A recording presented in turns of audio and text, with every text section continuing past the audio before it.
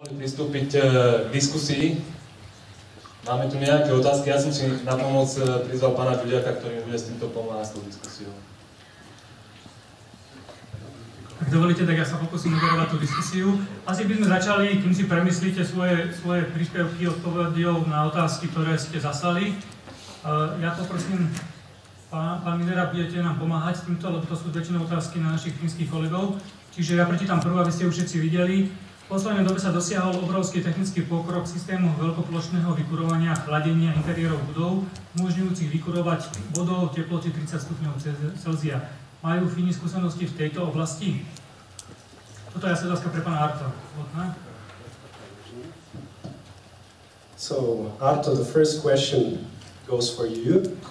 That in recent time there has been a tremendous technical development in centralized district heating and also in the cooling of interiors that basically enables to heat up the water up to 30 degrees Celsius. And does Finland have any experience in this area? Can you repeat? 30 degrees? 30 degrees Celsius of water. So from what? From where it was heated? So, možno sa opýtame konkrétne, kto mal na mysli túto otázku, že ju ešte vie rozšíriť. Ja by som doplnil tú otázku, lebo ten preklad nebol celkom správny, lebo ste tam nespomenuli, že ide o veľkoplošné vykurovanie a chladenie. Čiže som chcel tým povedať, že keď je ten systém taký, že to chladenie aj vykurovanie je veľkoplošné, nevyžaduje sa potom kúliť vodou ako o teplote 55 stupňov Celzia. I would like to ask you whether in the last period it was achieved a large technical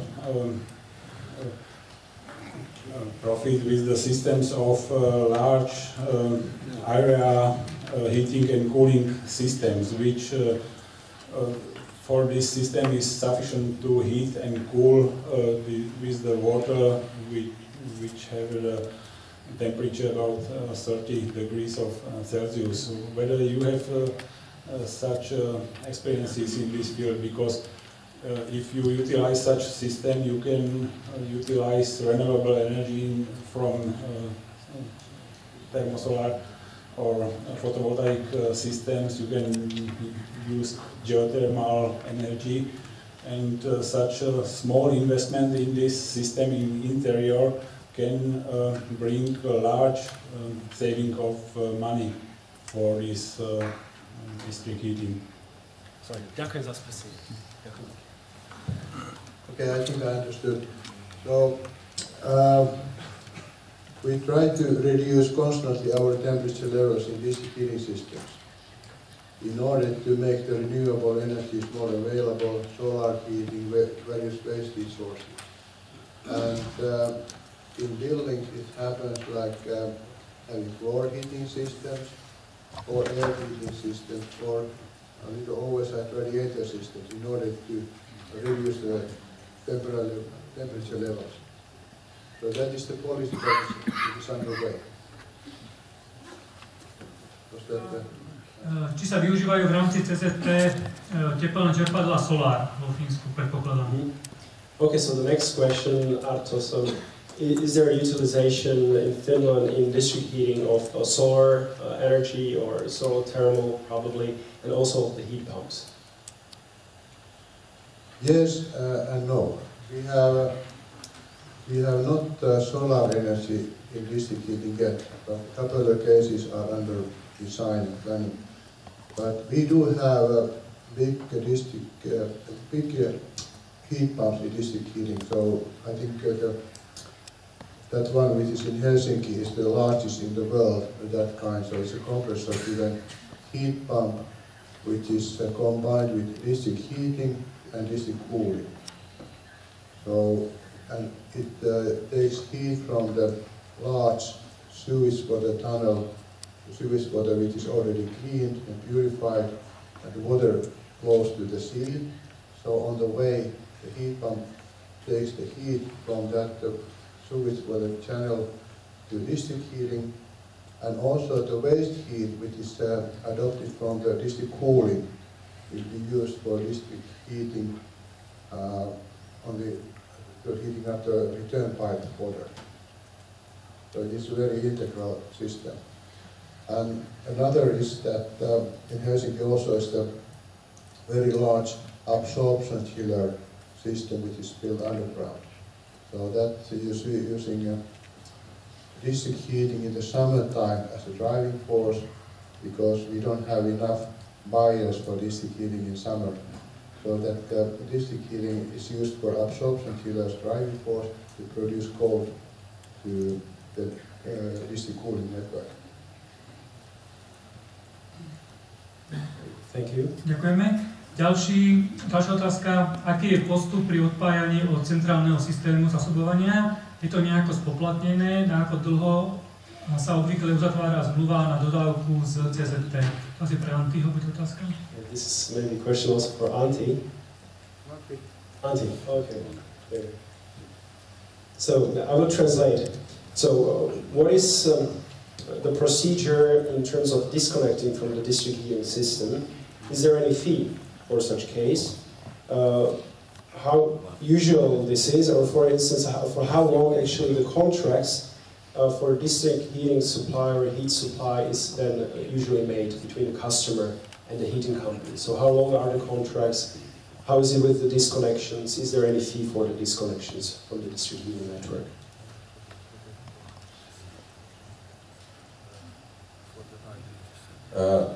Yes, our contracts are typically made for the time being, so it's not that kind of fixed number of years. And there is no cost for disconnecting in most of cases, and it depends on company a little bit, because in some cases company even return connection fee for customer when they disconnect. So customer receives money for disconnecting. In some cases, when they have this kind of process, they reduce from that returning money those costs of disconnecting. So basically those costs which are caused by some machinery or that kind of things which they have to do in customer's place. But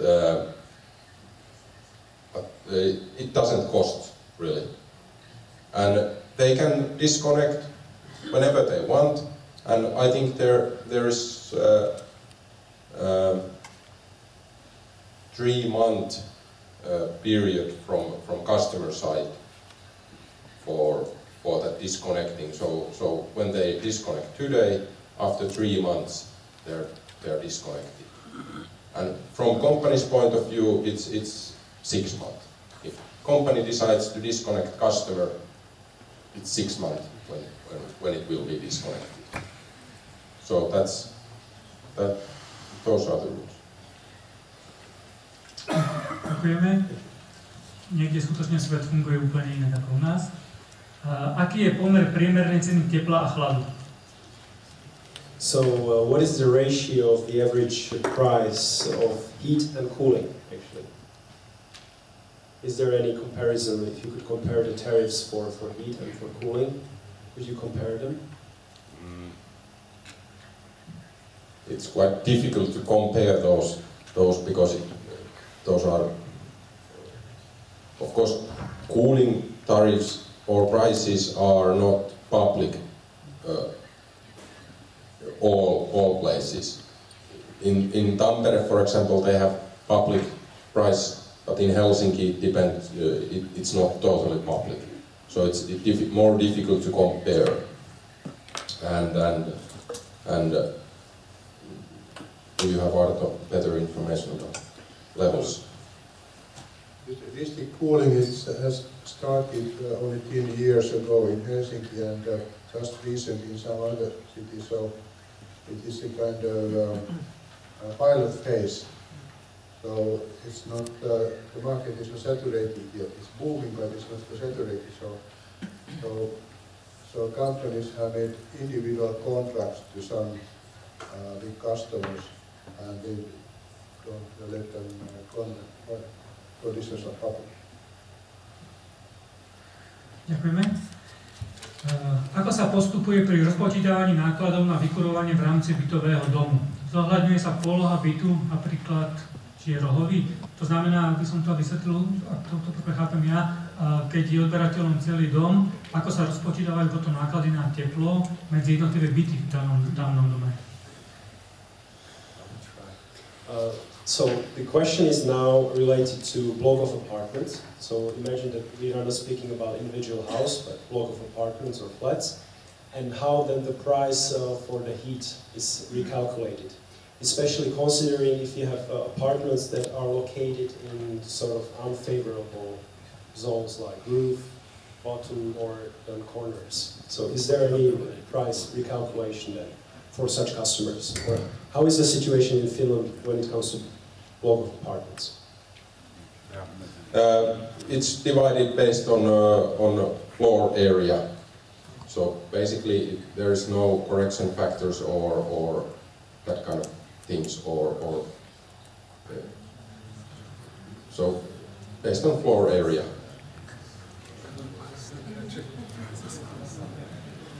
And it covers also all that kind of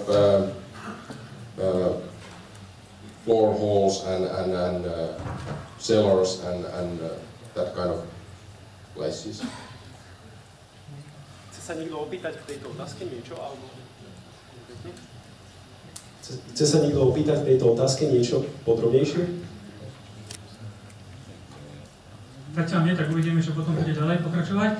Ďalšia otázka sa týka elektriny, vyrobenej kombinovanou výrobou. Pýta sa niekto, či je táto elektrina, respektíve jej výkup podporovaný nejakou formou, napríklad výkupnou cenou, dotáciou, či podobným, alebo sa predáva za trhové ceny? So now coming to cogeneration, and what is the situation in Finland reflecting the combined heat and power production and now electricity? Is there any support scheme for electricity that comes from combined cogeneration? Is there any feed-in tariffs? Or basically this electricity is running under market conditions? Yeah, it's running under market conditions, so there is no subsidy schemes for CHP. There is one scheme for very small scale CHPs, but I have heard that there is just one small power CHP plant in that subsidy scheme involved, so basically no subsidies. Then we have some subsidies for renewables, like wind power and forest chips, but not CHP specific. And level of those subsidies for forest chips, for example, is very low compared to feed-in tariffs for wind power or solar power in Europe, in Central Europe. Ďakujeme. Ďalšia otázka sa tiež týka kombinovanej výroby v systémoch CZT. Či sa uplatňuje výkupná cena pre elektrínu alebo princíp prednostnej dodávky do siete. Asi by si to vyžiadalo lepšie spresnenie. Ak teda ten, kto položil tú otázku, by to mohol trošku rozviesť, aby sme to pochopili, tak kolegovia by to pochopili, tak by to bolo asi užitočné. Myslím, že tá otázka bola zodpovedaná už predošlou. Že nemajú žiadnu výkupnú tarifu pre elektrínu z kvetu a ani... Dobre, v poriadku. Čiže tam je prednostné pripojenie. Is there any preferential connection that actually those customers who produce combined heat and power, are they preferred for being connected to the grid? For electricity. So is there any guaranteed connection, basically? That they have to be connected? No, they don't have to be connected, but there is no that kind of what you call those Ja by som to možno rozvedol, ak teda možno, ak som to správne pochopil, či tam sú nejaké rozdiely medzi tým, keď je kogenerácia uplatňovania v systéme CZT, čiže keď je tam zabezpečený predaj tepla, alebo keď niekto si postaví, neviem, si vymyslím kogeneračnú jednotku niekde v poli, bez využitia tepla, či tam sú nejaké diferencie. I just continue a little bit. There's no that kind of priority access system or that kind of system for CHP. No. All kind of electricity production forms or production ways are at the same line at the beginning. No priority access. Mr. Dujak had an additional question related to this, and if there is a situation that you have CHP and you basically have waste heat, but it's not utilized, and you have a CHP basically which is also producing heat for the district heating sector. So is there any difference then between the two, that for instance in Finland that those that just produce the waste heat are discouraged, or only that if they are producing electricity?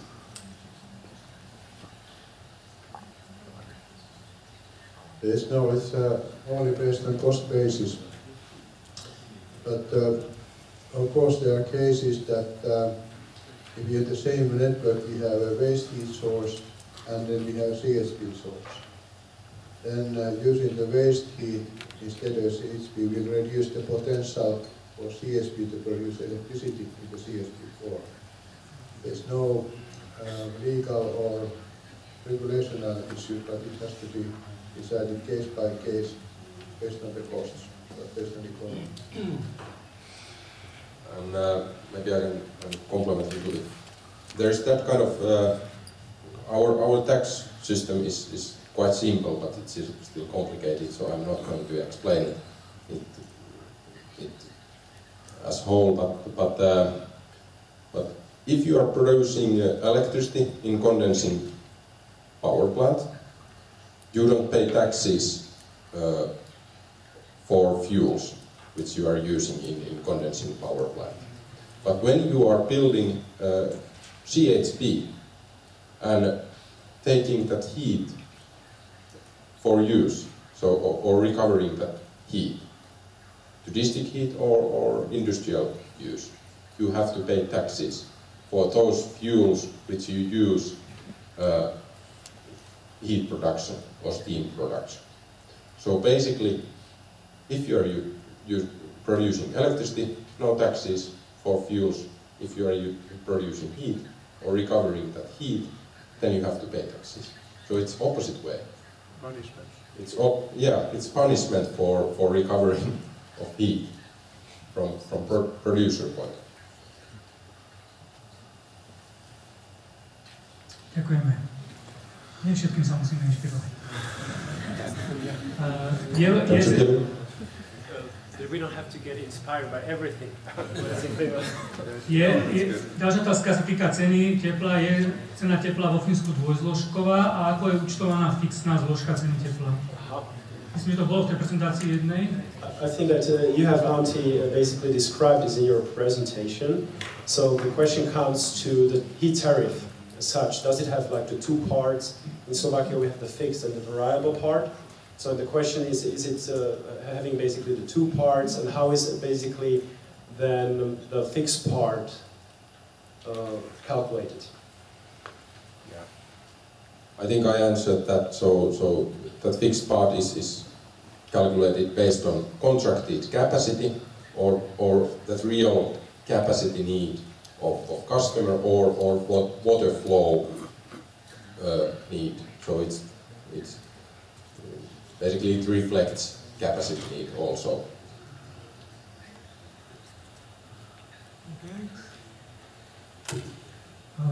Jednu otázku preskočíme, tu si necháme nakoniec, tá bude dobrým úvodom do diskusie. Či ďalšia, viete povedať, aký je rozdiel cien v palív v závislosti na nakupovanom množstve?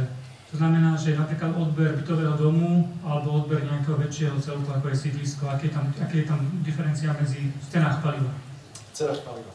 Pri malom odbere a veľkom odbere. Is there any difference in the fuel costs related to the volume of heat sales? So for instance, if there are customers who have rather higher heat sales, or if there is a lower heat sales? If there is any difference also, does it reflect in the fuel costs? I think the energy costs. If you have big customers, you have small customers. So the energy fee is always the same for producer. Yeah. I don't think that there is big differences in fuel cost. Of course, when you are buying wood chips and you buy those a lot, it might reflect the prices as well, but I don't really know. And of course, for gas and for coal and for oil, for example, there is a worldwide market. So in that sense, it worries as much as it worries here as well.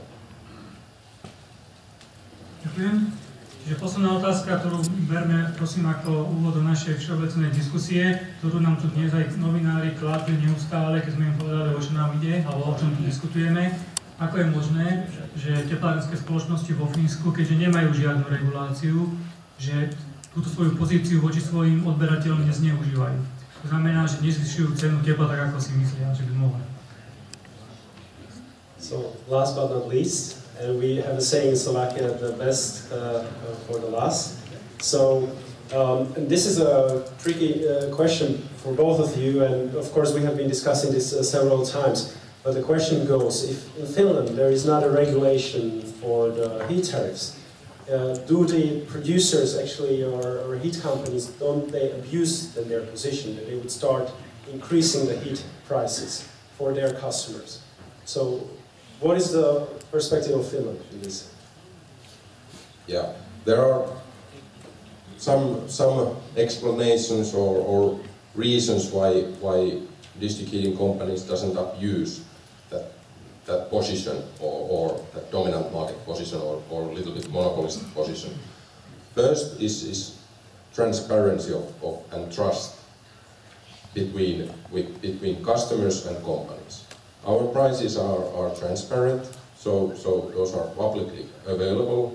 All our companies give prices for our statistics, so it's comparable between different companies, different cities, and of course customers must trust for district heating companies. Then, because of that dominant market position, competition regulation prohibits misuse of dominant market position, and our companies and I personally are sure that if there would be some kind of misuse of dominant market position or big problems in terms of competition legislation, there would be regulation very rapidly. So our companies knows that, and they respect that they don't abuse the position, because that wouldn't be beneficial for them as well, because then their profitability levels and prices would be regulated in next day or next year. So there's quite good balance between authorities and politicians and companies. And our target is maintain that balance and we of course try to tell message for our companies that don't misuse the position which you have, because there would be some problems after that. So maybe those three. Maybe third one is that our companies, despite that we have those stock listed companies as well, but our companies are and private owned companies, but those are municipality owned, so it's quite near. The ownership of companies quite near. Hello, there was one question. Nech sa páči, ak máte doplňujúcu otázku. Keby ste chvíľočku počkali na mikrofón, aby sme to potom všetci počuli.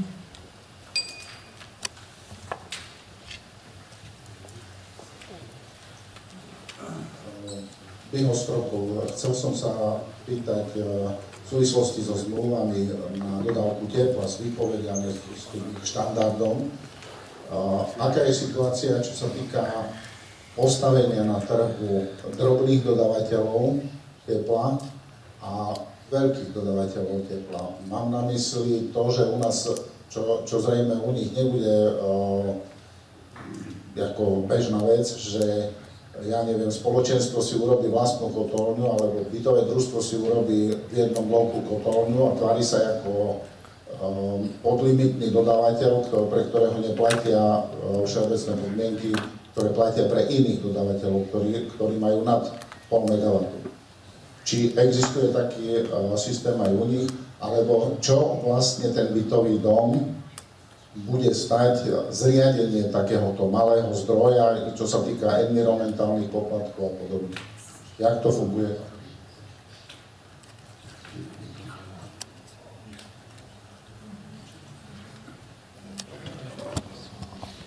So, another question from Stropkov, Eastern Slovakia.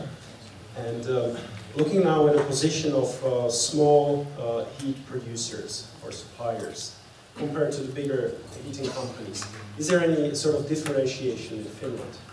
What are also the possibilities for associations of apartments to establish their own sort of heating plant or boiler room? So is there any fees then in that case? So could you maybe compare the situation in Finland in terms of big heat producers, suppliers, and smaller suppliers? Yeah. How I would compare the situation. Of course, it depends on district heating company and network. In some companies, they have their own production, and there is no small producers or third parties involved at all in district heating production. Of course, in those places, apartments or buildings can build their own boiler. It's not forbidden. So it's allowed totally. But then, if they would like to sell that heat to district heating network, that's commercial question between that producer and district heating company. It's not a question of regulation or politicians. It's commercial question, and there should be commercial agreement between those parties. And just to clarify the scale of this kind of activities, 1/3 of district heating sold in Finland for end consumers is produced by some other company than the one which distributes it. So 1/3 of heat is produced by some other companies. There are a lot of industrial cooperation, even some separate heat producers. There are many kind of business models or ways to do things, but it's commercial. Ďakujeme veľmi pekne. Takže ja by som si teraz dovolil otvoriť všeobecnú debatu, aby to nebolo iba na úrovni otázok a odpovedí. V priebehu dnešného dňa sme tu počuli kopu, podľa môjho názoru, veľmi zaujímavých informácií o tom, ako systém funguje vo Fínsku, a vieme to porovnať našimi skúsenosťami. Tak niektorí z vás tieto informácie počuli v takomto zabalení možno prvýkrát, tak by mňa zaujímalo, aký to na vás urobilo dojem, či to pokladáte za niečo, čo je pre nás inšpirujúce, alebo je to úplne science fiction pre našu krajinu. Nech sa páči, priestor na vaše komentáre, príspevky. Melo do toho. Hláste sa, lebo budem vyvolávať. Dobrý deň, moje meno je Karel Hirman, som zo Slovenskej inovačnej energetickej agentúry, ktorú asi mnohí tu naprítomní poznáte z každodennej praxe, keďže sme vás dlhodobý partner pre spoločnosti v teplárenstve. Ak som si to správne pochopil a zosumarizoval, síce vo Fínsku je tá dodávka tepla na výlučne komerčnej bázi, ale 97% spoločnosti je vlastnených municipalitami, ak som správne zaznamenal. To znamená, že sú priamo naviazané na danú municipalitu. Takže z tohto pohľadu by som povedal, že na Slovensku je ten biznis oveľa viac biznisovejší, teda štruktúrálny, keďže sú to skutočne súkromné spoločnosti na Slovensku. Druhá poznámka, síce nemajú regulačný úrad, ale sú pod reguláciou protimonopolného úradu, ktorý stanovuje teda všeobecné podmienky pre hráčov, dominantných hráčov na trhu, čo ja osobne považujem za najzaujímavejšie z dnešného dňa, pretože aj stanovisko protimonopolného úradu v veci teplárenstva nedávno, alebo pohľad PMU, ktorý bol vypracovaný aj na základe našich podkladov a na základe konzultácie so Zväzom výrobcov tepla, bol veľmi zaujímavý, pretože ten pohľad PMU bol dosť iný o odtienkach alebo v tom dôraze, ako je názor regulačného úradu.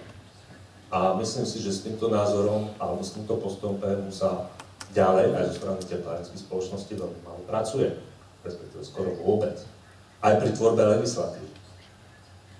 Takže tá situácia vo Fínsku, ja by som nenazval science fiction, ona nie je veľmi výrazne možno až tak odlišná ako od Slovenska, ale v tých niektorých detailoch, a vždycky v detailoch je ten čert alebo ten zásadný rozdiel, tie sú zaujímavé a inšpiratívne aj pre nás. Samozrejme aj otázka skladby energetického mixu, keďže ak vieme, aká je zase regulácia, a tu sme zase pri regulácii ceny elektriny z kombinovanej výroby a aké je postavenie takto vyprodukovanej elektriny na trhu na Slovensku, zase sme niekde inde, ako je vo Fínsku. Tieto detaily vlastne vytvárajú inú situáciu, si myslím, aspoň ak som to správne pochopil po dnešnom, ako je na Slovensku. Teda nie je to len otázka alebo primárne regulácie, ktorá je skutočne diskutabilná, s tým súhlasím, ale tu sú podstatné detaily, ktoré som spomenul. Municipality ako hlavný vlastne biznismen na trhu tepla vo Fínsku a regulácia alebo podmienky fungovania tej spoločnosti stanovené na základe protimonopolnej legislatívy. Ďakujem. Ďakujeme pekne. Nech sa páči ďalšie príspevky. No, kým tam, sekundičku.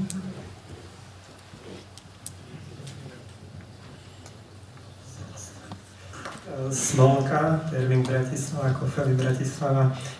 Ja by som naviazal aj na predchádzajúci príspevok, ale možno je to čiastočne otázka na našich fínskych partnerov tu. Ako som ja pochopil, ten ownership, to vlastníctvo, je z tej možno viac ako 90% u municipalít, ale mne potom prídu tie spoločnosti ako O&M companies, čiže ako prevádzkovateľia a tá údržbári, keď to tak vulgárne poviem, čiže zabezpečujúcich prevádzku a údržbu. A to je úplne iná situácia, pretože ja ako vlastník aktív si môžem vyberať toho, kto dám si podmienky bez našich verejných súťaží, bez našeho zákona o verejnom obstarávaní, kto bude lepšie udržiavať moje aktíva a kto bude dávať lepšiu cenu konečnému zákazníkovi, tak ten vyhrá prevádzku a údržbu mojich zariadení. Ale ako náhle príde požiadavka na investície, o nich rozhodujem ja ako vlastník aktív a to je úplne iná pozícia. Ako kolega tam spomínal, že v Číne je tiež 400 operátorov v jednom meste a nedá sa s tým nič riešiť, tak my sme tu v Bratislave určite aspoň 40 a tiež sa to nedá riešiť, lebo každý má svoje aktíva a trh sa prekrýva, čiže je to v prvej rade o zjednotení vlastníctva a potom sa dá už úplne iným spôsobom pristúpať. Čiže či nám to môžu vysvetliť kolegovia z Fínska, či je to tak, ako si to vykladám ja, alebo je to nejako trošku inak. Ďakujem.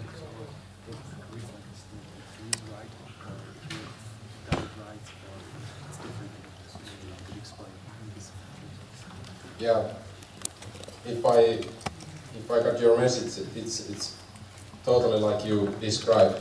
Starting point is different, and we have been living under these conditions from the very beginning of district heating sector, and it has developed this way.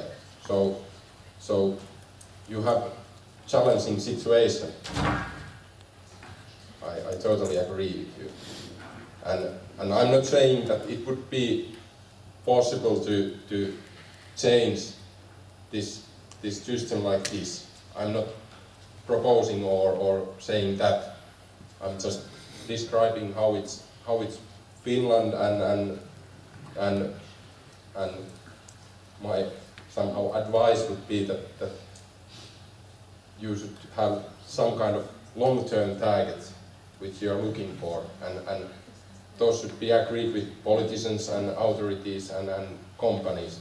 And then when you have that long-term target, you can maybe find some thresholds and small steps with that target. There might be that kind of, from regulatory point of view, there might be that kind of steps like, now you have a, if I understood correctly, you have quite tight exposed regulation in prices. In future you might have a light exposed, then after some time you might have a light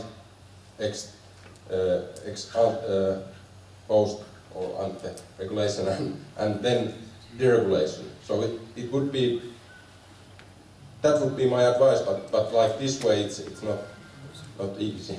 I totally understand.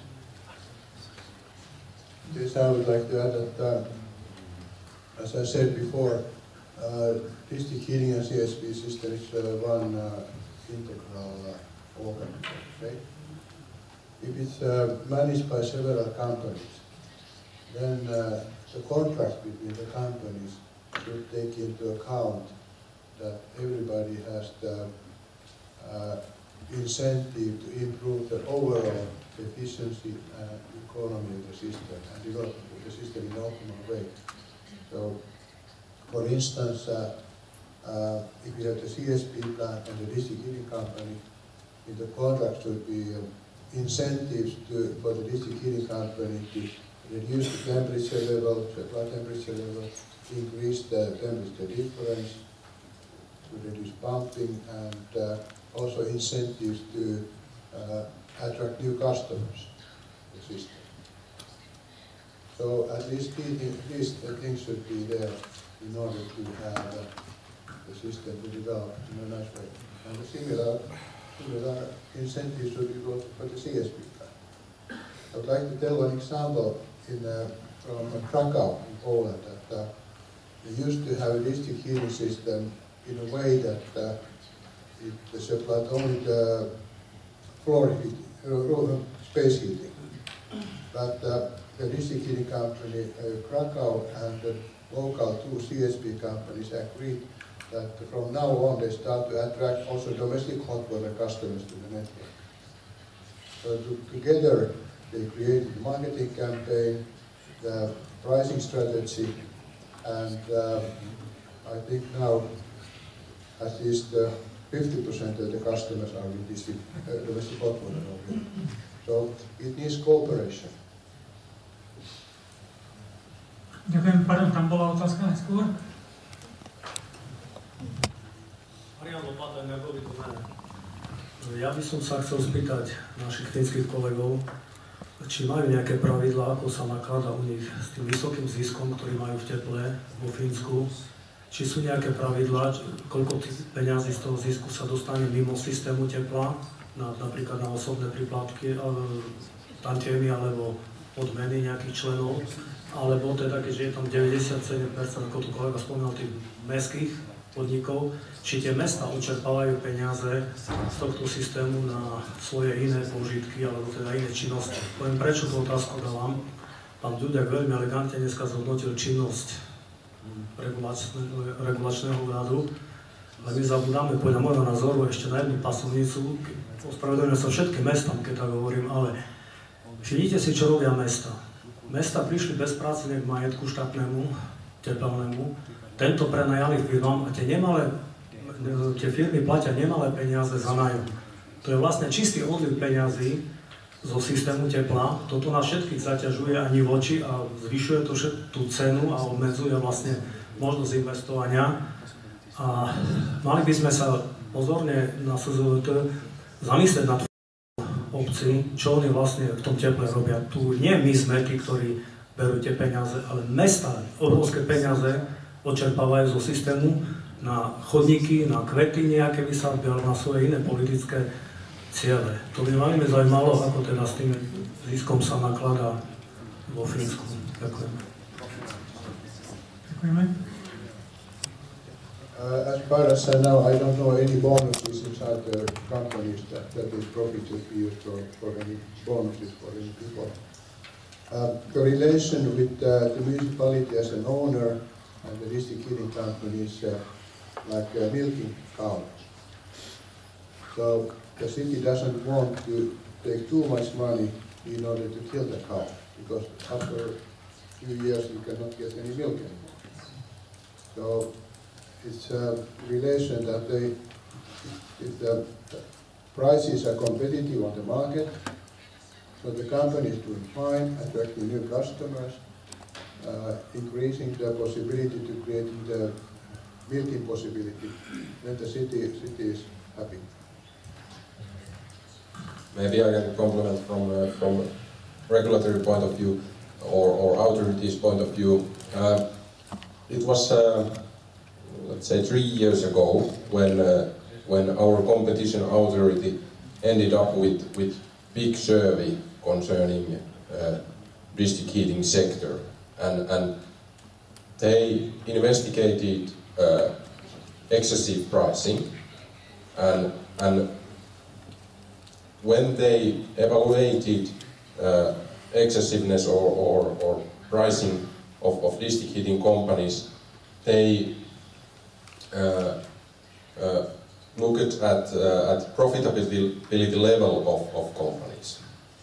And I don't know exact numbers, but they mentioned that profitabilities of companies was between 10 and 15%. And the outcome of that survey, that big survey, was that there was no misuse of dominant market position at that profitability level. So no excessive pricing.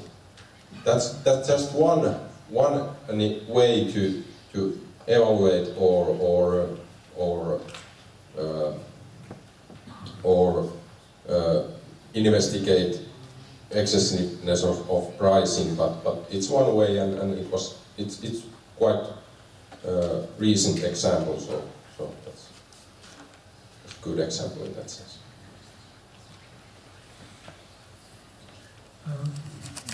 Teraz sa hlásil kolega, sekundičku, prosím o pozornosť, bude hovoriť. Dobre, tak vás ešte otázku. Ja som Jeres z Ústavu materiálov mechaniky strojov Slovenskej akadémie. Ja som chcel len to povedať, že keď hľadáme ako riešenie, ako ušetriť peniaze na vykurovanie, myslím si, že je to taký ako komplexnejší problém. Vy ste to už, pán Ďuďak, naznačili vo vašej prednáške, že súvisí to aj s tým, nielen ako zabezpečovať vykurovanie, ale na Slovensku je dôležité ako v lete aj zabezpečovať chladenie, pretože keď sú trošku teplejšie mesiace, tak sa obrovská energia spotrebuje ako na rôzne tie súčasné klimatizačné systémy. A v tomto vidím ako obrovský potenciál práve, aj tá moja otázka bola smerovaná na to veľkoplošné systémy vykurovania a chladenia, ktoré umožňujú, že priamo v blízkosti tých domov môže sa fotovoltaikou alebo využívaním geotermálnej energie vykurovať ako 30 stupňovou vodou a v lete zase chladiť 20 stupňovou vodou. Tak to som chcel povedať len z toho hľadiska, že keď porovnávame ako ten systém vo Fínsku a na Slovensku, musíme brať do úvahy aj tie regionálne potreby a skutočne s nejakými menšími investíciami v tejto oblasti sa dá dosiahnuť veľký pokrok práve kvôli tomu, že u nás je problém nielen obrovskej ceny nákladov na vykurovanie v zime, ale aj na klimatizáciu v lete. To som chcel povedať. Ďakujem, ja súhlasím. A s tým dovedkom samozrejme, že my by sme to radi robili, ak by tie podmienky neboli nastavené tak, že ak to urobíme a poskytneme širšie služby, tak zarobíme menej.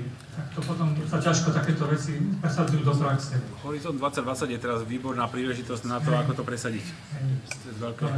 Poprosím teraz o pozornosť, bude hovoriť predseda Slovenského zväzu vysočiakov. Ďakujem pekne. V prvom rade by som chcel teda poďakovať fínskemu veľvyslanectvu na Slovensku, ako aj spoločnosti Intech, že takýto seminár alebo konferenciu zorganizovali, pretože pochopil som jedno, že určite sa v tejto oblasti nemôžem priamo úplne na rovinu zrovnávať s Fínskom, pretože sú úplne iné podmienky, aj sociálne, aj systém centrálneho zásobovania teplom, energetiky a tak ďalej. Ale určite nejaká vízia pre nás, kde možno by sme sa mohli smerovať, tu vznikla. Podľa môjho názoru, každý problém, ktorý sme len čiastočne tu otvorili, by vyžadoval možno 2 samostatné semináre, pretože v mnohých veciach ešte možno sa ani úplne nechápeme v tých našich otázkach a odpovediach a je to príliš zložitý problém, každý ten detail, ktorý sme dneska rozprávali, takže možno do budúcnosti uvidíme, ako sa dohodneme, že by sme možno ešte podrobnejšie k niektorým veciam pristúpili a vymenili si skúsenosti. Ja som veľmi rád, že sú tu aj zastupcovia ministerstva hospodárstva, ktorí majú možnosť v oblasti legislatívy pripravovať zákony, nie regulátor, ale ten nemá tú moc, ale ministerstvo hospodárstva áno, pretože my už niekoľko rokov hovoríme nie, že o deregulácii alebo uvoľnení cien tepla a zrušenie regulácie, ale aspoň o postupnej deregulácii. Žiaľ, v tej regulačnej politike URSA alebo regulátora, ktorá je aj predkladaná parlamentu aj ministerstvu hospodárstva, sa práve tie podmienky stále sťažujú a sprísňujú aj viac a viac tej byrokracie. A vidíme, že v určitých častiach by to ozaj išlo tak ako vo Fínsku aj bez nejakej takej priamej regulácie. Napriek tomu, že zrejme tá spolupráca možno ďalej by mohla pokračovať aj v rámci Slovenského zväzu výrobcov tepla, mám predsa len otázku, aj keď je veľmi široká, ale možno jednoducho, keby sme dostali na ňu odpoveď.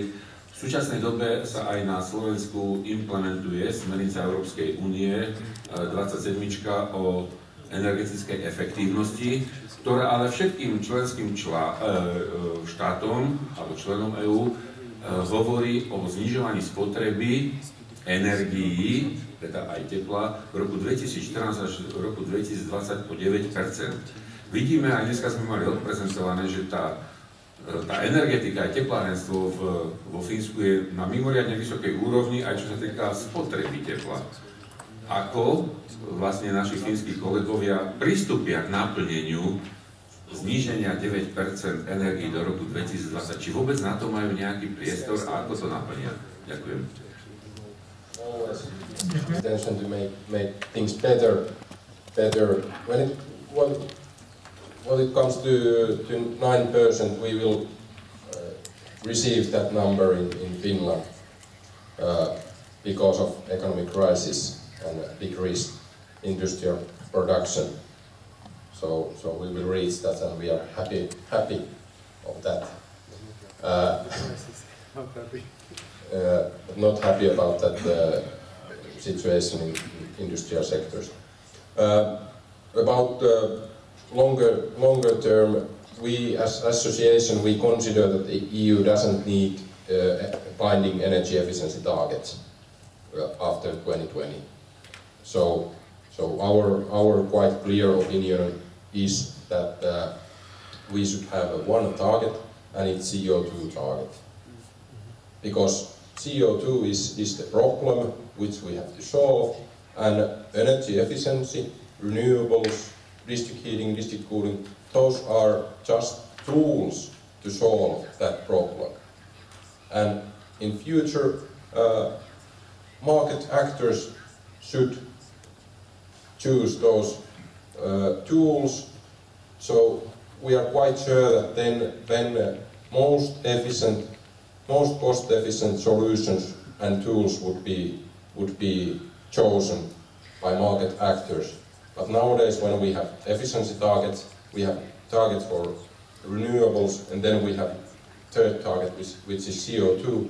We are facing huge problems in every field of energy business. We are facing that in district heating business. We are facing huge problems in electricity markets. We all know about situation in Germany and Denmark, for example. They have huge problems with their electricity system and electricity markets. So that's not situation what we are looking for. And in our opinion, one clear target, and that's it.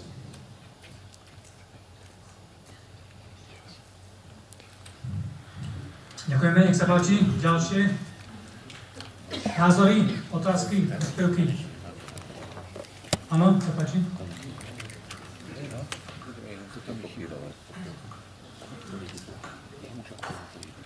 Moje meno je Bavodár, som z Slovenskej energetickej spoločnosti. Mňa zaujali dve veci na prednáške, ktoré sa týkali štruktúry ceny a konkrétne energetickej dane, ktorá v tejto cene vystupuje. Bolo to 10,9% energetická daň. Chceli som vás poprosiť, aký je zmysel alebo účel tejto dane ako legislatíva, čo sa vlastne touto daňou sleduje. A druhá vec, ktorá ma zaujala, bola práve tá sezónna tvorba ceny tepla.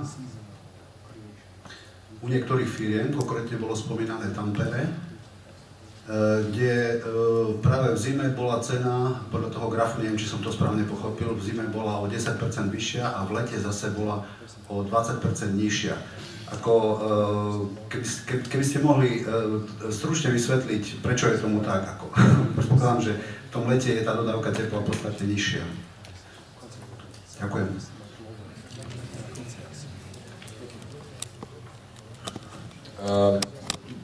For your second question, there are two reasons basically. So that kind of tariff where you have seasonal pricing, lower price at the summer times and higher winter times, it reflects production costs better in Finland. Because during winter time we have to use peak capacity oil boilers, that kind of capacity which runs very short time. And during summer times we can run with cheap production, most like CHP and most or cheapest fuels, basically. So that's one reason for that pricing system. It's also encourage customers to save energy when it's most expensive to produce. So there is small incentive for customers to save energy during winter times when it's most expensive to use, and they are using it more. Then another reason is competition. If you look at our competition environment, our main competitor is heat pumps at the moment.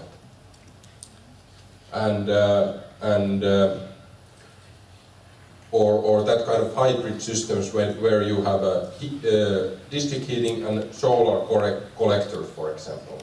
And those are most profitable during summertime. For example, those solar collectors. But when you have as district heating company, you have a little bit lower summer price.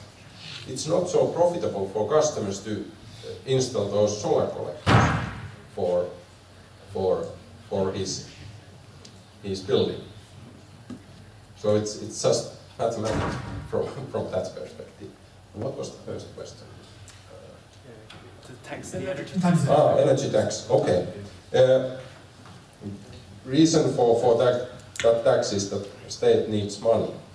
That's the main reason. So it's more or less fiscal.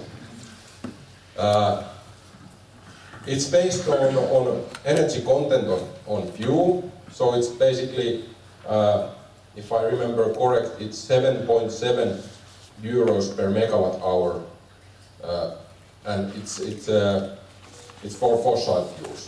So it's not for wood chips. 7.7 euros per megawatt hour, for all fuels. And then there is CO2 part, which is based on CO2 content of fuel. And it's 35 euros per ton of CO2. So basically it's same for all of fossil fuels again. And of course that there is differences between companies and their prices, because if someone uses just coal, they have bigger share of price taxes, and if you have just renewables, you don't basically pay taxes. Ďakujem. Máme časový priestor na posledný príspevok a po poslednú otázku, posledný názor. Nech sa páči. Nikto nechce mať posledné slovo? Nech sa páči.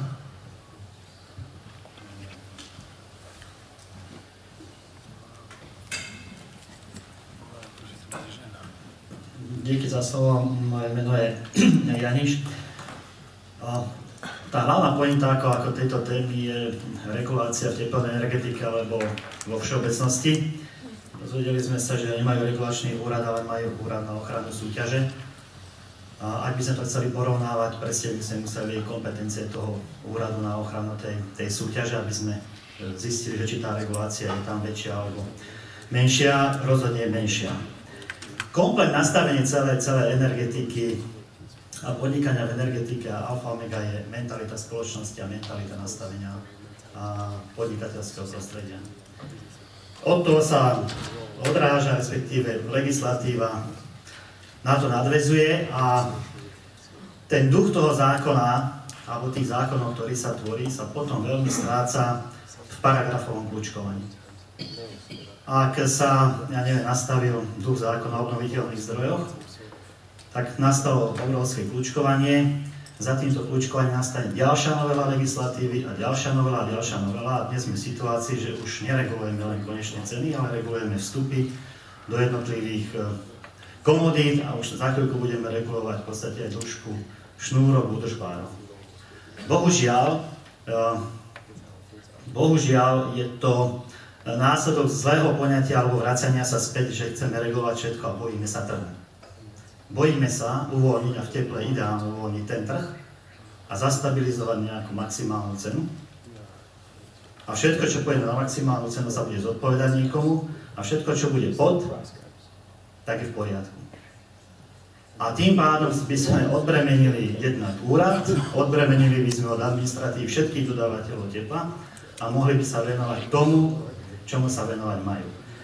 Ak energetika na Slovensku a aj určitá účelová tvorba legislatívy, a nehovorím si, že toto neexistuje, bude pokračovať, tak z energetiky sa nám vytláča profesionalita a z celého energetického sektora to, čo on je kostrou hospodárstva, sa nám stáva nástroj nejakej administratívy, ktorý sa nám v budúcnosti veľmi, veľmi vráti. Neviem, či sme už ten čas neprešvihli, ale musíme sa vrátiť k tomu, že energetiku majú manažovať tí, ktorí sa jej rozumejú, a nemôžeme energetiku zaťažovať obrovskou administratívou a robiť z kancelárie. Alebo sa nám jednoducho rozsype. obchod s plynom, rozsype sa nám teplo, rozsype sa nám elektrická energia a budeme sa veľmi ťažko vrácať späť. A preto je treba na každej konferencii a aj tu s fínskymi kolegami rozdebatovať a prerozprávať si problémy. Lebo len tak sa posunieme dopredu, keď sa nebudeme uzatvárať a budeme si otvorene rozprávať o tom, ako to v skutočnosti je. Nemyslím si, že sme profesionálne slabší ako hoci ktoré krajiny západnej Európy, ani že máme slabších odborníkov, alebo že nedokážeme postaviť, vyregulovať.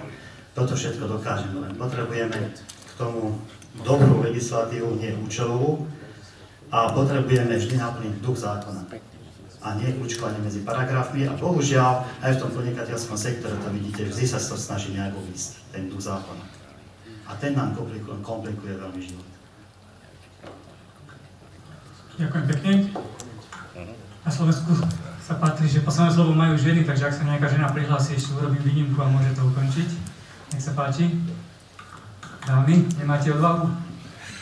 Alebo niečo povedať asi, že? We have, stále máme jednu otázku. We have still one question for our Finnish experts. So, who will win the next ice hockey match between Slovakia and Finland? Our physical safety and even. Ďakujem veľmi pekne. Takže záver je na mne, veľmi pekne vám ďakujem za vašu účasť. Cieľom a zmyslom dnešného stretnutia bolo otvoriť diskusiu na tému, o ktorej sme doteraz diskutovali, nie si myslím až tak hlboko, ako by si zaslúžila, respektíve ukázať vám možnosť uvažovať úplne nečakaným smerom. To znamená nielen smerom, ako upraviť ktoré znenie, ktorej vyhlášky, ktorého paragrafu a nájsť tam nejakú skolinku, ako sa z toho dostať, ale možno uvažovať o tom, že to celé, čo sme tu vybudovali a postavili, teraz myslím v oblasti legislatívy, že to celé je z môjho pohľadu nezmyselné. Takže verím, že tento dnešný deň bude takým štartom debaty medzi nami na túto tému, že budeme na pôde Slovenského zväzu výrobcov tepla pokračovať.